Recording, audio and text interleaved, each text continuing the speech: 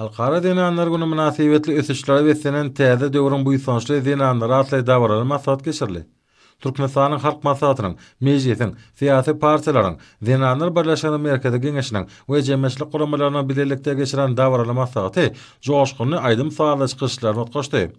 Maslahatda çykyş edenler häzirki döwürde türkmen dinanlarynyň milli ykdysadymyň ähli pudoklaryna netijeli dähme çekip, umumy ösüşiň bähwidine münasip goşan-goşýanyklaryny belediler.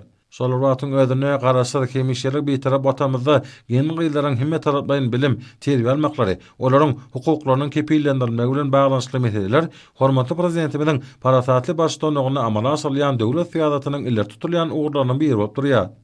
Belen şäher ýurdumyzda dinanlaryň mertebesini belende götürmek, olaryň zähmetine, dördijiligine we asyrly işlerine sarpa goýmak meselelerine döwlet derejesinde ähmet berilýär. Bu wasa ýurdumyň ähli gen gyýlaryny belent ýeňişlere täze zähmet üstünliklerini uklanyrýar.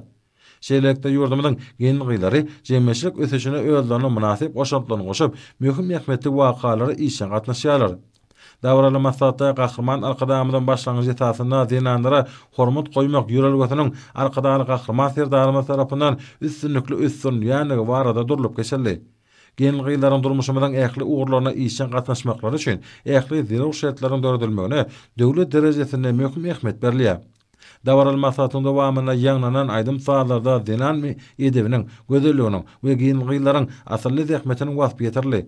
Munyň özi jemgyýetimiň durmuşynda möhüm ähmetli şany wakalaryň guramaçylyk derejesine kimme taraplaryň esasy çemberleşilýäniň nowa taky beýany urly.